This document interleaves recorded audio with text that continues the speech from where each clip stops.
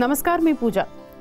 वास्तू रविराज वास्तू संस्कृती या विशेष कार्यक्रमामध्ये आपल्या सगळ्यांचं मनपूर्वक स्वागत. मागच्या भागात आपण वास्तुशास्त्र आणि आरोग्य याविषयीचं मार्गदर्शन जाणून घेतलं. या भागात आपण वास्तुशास्त्र आणि शैक्षणिक प्रगती याविषयीचं मार्गदर्शन जाणून घेणार आहोत आणि त्यासाठी आपल्याबरोबर असणार आहेत भारतातील सर्वात मोठ्या वास्तुशास्त्र मार्गदर्शन आणि प्रशिक्षण संस्थेचे संस्थापक डॉक्टर रविराज अहिरराव. सर, सगळ्यात आधी आमच्या स्टुडिओत आपलं मनपूर्वक स्वागत. नमस्कार. नमस्कार. मागच्या भागात आपण वास्तुशास्त्र आणि आरोग्य याविषयीचं मार्गदर्शन जाणून घेतलं. आपण प्रेक्षकांना त्याबद्दल सांगितलं. या भागात आपण वास्तुशास्त्र आणि शैक्षणिक प्रगती याविषयीचं मार्गदर्शन जाणून घेणार आहोत. सगळ्यात पहिला प्रश्न जो रोजचाच असतो आपला, की वास्तुशास्त्र आणि शैक्षणिक प्रगती याचा एकमेकांशी काही संबंध असू शकतो का? हो, साधारणपणे एक गोष्ट लक्षात घ्या की कुठल्याही वास्तूची ईशान्य भाग म्हणजे उत्तर, पूर्व आणि ईशान्य, north, north east and east, हा जो भाग आहे हा 1/4 भाग, या भागातली वास्तुरचना वास्तुशास्त्राप्रमाणे केल्यास तुम्हाला 3 गोष्टींचा फायदा होतो. एक, तुमच्याकडे पैशाची आवक वाढते, तुमच्याकडे आरोग्य चांगलं मिळतं, आणि तिसरी गोष्ट, तुमच्या मुलांची शैक्षणिक प्रगती चांगली होते. म्हणजे थोडक्यात ईशान्य दिशेतील वास्तुरचना म्हणजे मग लिव्हिंग रूम, एंट्रन्स, बाथरूम आणि देवघर, या 4 गोष्टी जर तुम्ही ईशान्य भागात मॅनेज केल्यात किंवा तुमच्या घरात तुमच्या वास्तूमध्ये असतील तर निश्चितच त्या घरामध्ये त्या मुलांची शैक्षणिक प्रगती ही चांगली होऊ शकते. हे वास्तुशास्त्राचं कॉन्ट्रिब्युशन. पण याचं कारण असं आहे की एकीकडे हे संपूर्ण ही जी पृथ्वी आहे ही स्वतःभोवती फिरता फिरता सूर्याभोवती फिरत असताना तिचा जो समोरचा जो भाग आहे तो भाग निश्चितपणे उत्तर, ईशान्य, पूर्व असल्यामुळे त्या भागावर सगळी एनर्जी किंवा ऊर्जा ही येऊन आदळत असते.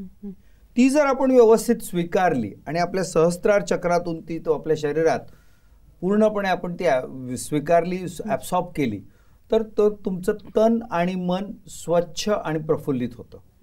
परिणामी तुम्ही केलेलं काम किंवा मुलांनी केलेला अभ्यास हा त्यांच्या लक्षात चांगला राहतो आणि परिणामी परीक्षेमध्ये ते त्या अभ्यासाचे चांगले रिझल्ट देऊ शकतात. हा सगळ्यात महत्त्वाचा भाग आहे.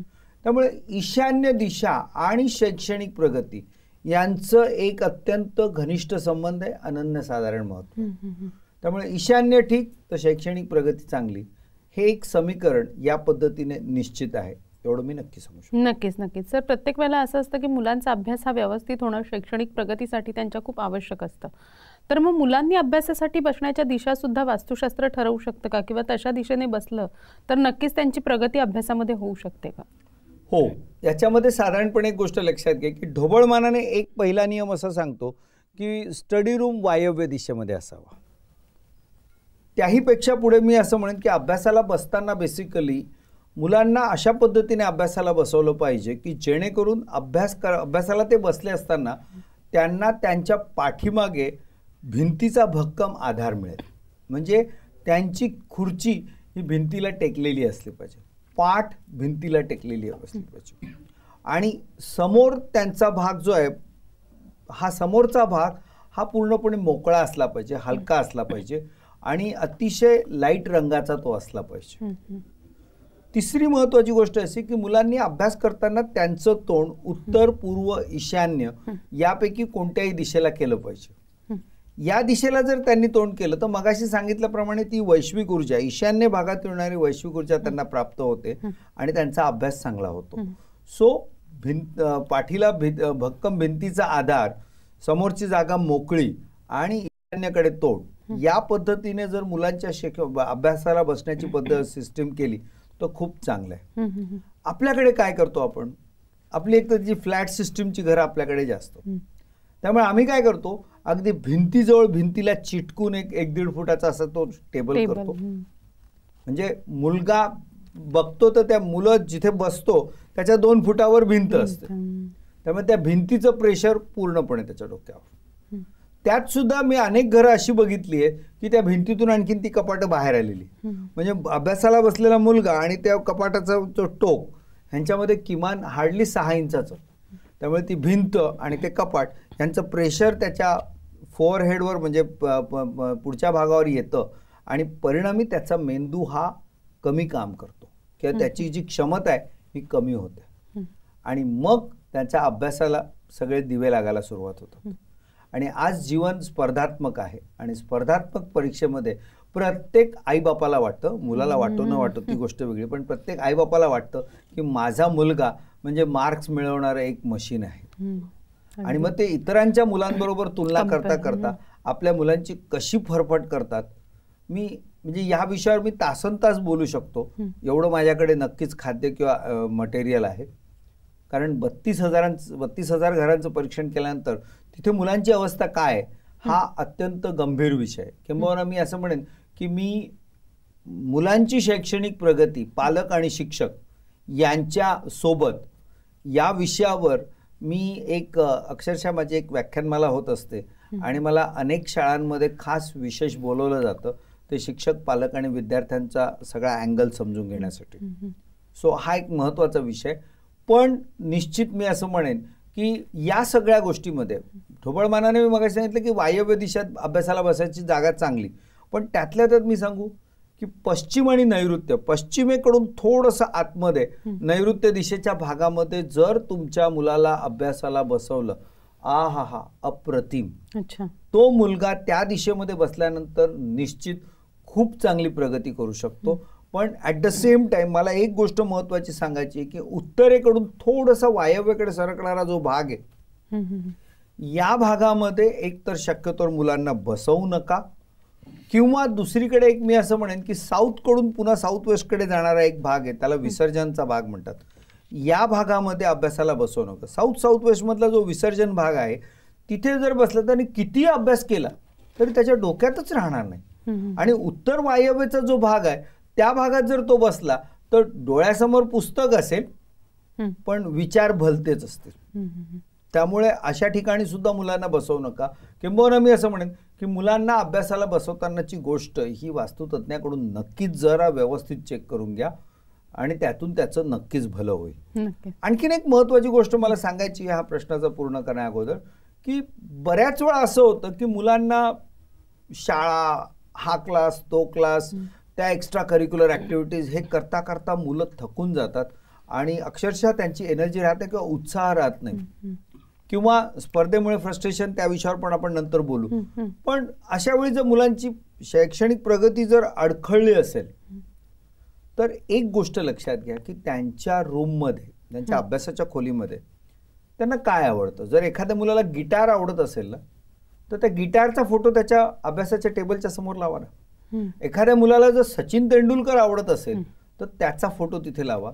आणि मी हे असे प्रयोग म्हणजे अक्षरशः मी सांगतो ना की काही ठिकाणी अक्षरशः त्या मुलांचं मला अमुक एक गोष्ट, मांजर आवडतं, चल ठीक आहे, त्याच्या आवडीचा एक मांजरीचा फोटो सुंदर ते लावा. ते लावल्यानंतर सुद्धा त्या मुलाचा माइंडसेट एवढा बदललेला आहे प्रचंड आणि त्या मुलाने खूप चांगला स्कोअर केलेला आहे.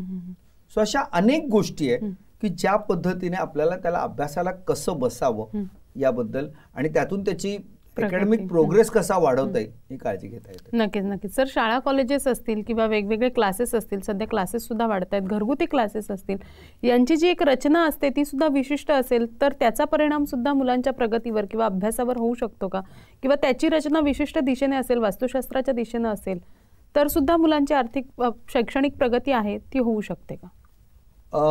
या गोष्टीकडे ही रचना कशी असावी नाही याच्या अगोदर मी एक सांगेन की मी आजपर्यंत अनेक शाळांचं किंवा शैक्षणिक संस्थांचं वास्तुपरीक्षण केलेलं आहे आणि मला याच्यामध्ये एक गोष्ट प्रकर्षाने आढळलेली आहे की ज्या शाळांमध्ये म्हणजे ईशान्य दिशेमध्ये जर टॉयलेट ब्लॉक आलेला असेल किंवा जिना आलेला असेल त्या शाळेतल्या विद्यार्थ्यांच्या शैक्षणिक प्रगतीमध्ये प्रचंड अडथळे आले. म्हणजे त्या शाळेतल्या शिक्षकांनी कितीही चांगली मेहनत घेतली तर तो ईशान्येचा टॉयलेट किंवा ईशान्येचा जिना हा त्या मुलांच्या शैक्षणिक प्रगतीला मारक ठरतोच. याच्या उलट ज्या शाळांमध्ये ईशान्य दिशा मोकळी आहे किंवा ईशान्य दिशेला पटांगण आहे, किंबहुना मी आता असं म्हणेन की मी रिसेंटली एका शाळेचं डिझाईन केलं आणि एका शाळेचं म्हणजे ज्या शाळेत मी शिकलो त्या शाळेचं रिनोव्हेशन करायचं काम चाललंय. तर तिथे सुद्धा मी अत्यंत एक माझी विद्यार्थी म्हणून त्यांना एक माझी सेवा दिली पूर्णपणे मोफत. तर त्या ठिकाणी आम्ही एक काम केलं की एक तर ईशान्य मोकळी होती, म्हणजे पटांगण तर आम्ही घेतलंच, ग्राउंड घेतलं, प्ले ग्राउंड, आणि त्याच सोबत साधारणपणे आम्ही पूर्वेच्या भागामध्ये, पूर्व ईशान्य भागामध्ये आम्ही सरस्वतीची मूर्ती तिथे प्रतिस्थापना केली आणि विद्यार्थी रोज पूर्व ईशान्य भागाकडे तोंड करून शाळेत सकाळची प्रार्थना म्हणतील अशी आम्ही व्यवस्था केली. आणि लिटरली तुला सांगतो की त्याच्यामध्ये बेसिकली त्या शाळेचा अकॅडमिक रेशो किंवा जो सक्सेस रेशो आहे हा प्रचंड चांगला वाढलेला आहे. त्यामुळे हा एक महत्त्वाचा भाग लक्षात घेतला पाहिजे. तर दुसरीकडे एक गोष्ट मला आणखीन प्रकर्षाने सांगायची, म्हणजे आता शाळेचं वास्तुशास्त्र कसं असलं पाहिजे. तर माझ्या पाहण्यामध्ये एक गोष्ट आली की ज्या ज्या शाळांमध्ये आपण ज्या फळ्यावर विद्यार्थी बघून शिकत असतात तो फळा, त्याला काही शाळांमध्ये ब्लॅकबोर्ड म्हणतात तर काही शाळांमध्ये त्याला व्हाईट बोर्ड म्हणतात, तसे ते असतात म्हणून. तर तो जर उत्तर पूर्व भागात असेल किंवा ईशान्य दिशेला एक्झॅक्ट असेल तर त्या दिशेला तोंड करून अभ्यास करणारे विद्यार्थी खूप चांगलं पिकअप करतात आणि परिणामी परीक्षेत ते सगळं व्यवस्थित रिप्रेझेंट करतात आणि चांगले रिझल्ट मिळतात. पण याच्या उलट जिथे पश्चिमेला किंवा दक्षिणेला फळा आहे आणि तिकडे विद्यार्थी तोंड करतायत तो निश्चितच त्रासदायक आहे. तिसरी गोष्ट एक लक्षात घ्या की शाळा कॉलेजमधलं जे वातावरण आहे म्हणजे उजेड चांगला आला पाहिजे, हवा खेळती असली पाहिजे आणि सगळ्यात महत्त्वाची गोष्ट म्हणजे घरगुती ट्युशन्स आहेत. म्हणजे अनेक स्त्रिया किंवा पुरुष हे एक त्यांच्यासाठी हा एक महत्त्वाचा उद्योग असतो. तर तिथे सुद्धा त्यांना मी प्रकर्षाने एक सांगतो की त्यांचे अभ्यास करणारे विद्यार्थी ईशान्येला बघतील आणि ह्या शिक्षकांनी सुद्धा आयदर उत्तरेच्या टोकाला किंवा पूर्वेच्या टोकाला बसायचं आणि उत्तरेला बसले तर पूर्वेला तोंड असलं पाहिजे किंवा पूर्वेला बसले तर उत्तरेला तोंड असलं पाहिजे. या पद्धतीने जर शिकवणी घेणारा शिक्षक जर बसला आणि प्रकर्षाने एक गोष्ट लक्षात ठेवा की समोर सरस्वतीची मूर्ती किंवा सरस्वतीचं यंत्र जे वास्तुरविराजने अतिशय उत्कृष्टरित्या विकसित केलेलं आहे हे जर समोर ठेवलं तर प्रकर्षाने मी असं म्हणेन की त्या शाळेचे किंवा त्या विद्यार्थ्यांचे रिझल्ट्स अप्रतिम लागतात. नक्कीच नक्कीच सर. मुलांचं शिक्षण आहे, मुलांचा अभ्यास आहे, त्यांची शैक्षणिक प्रगती आहे, ही पालकांसाठी एक खरं तर मोठी समस्या आहे किंवा मोठा टास्क आहे. त्याबद्दल सुद्धा आपण जाणून घेऊया. मात्र इथे काय छोट्याशा विश्रांतीची वेळ झालेली, लगेचच भेटतोय, कुठेही जाऊ नका. पाहत राहा आमचा विशेष कार्यक्रम वास्तू रविराज वास्तू संस्कृती.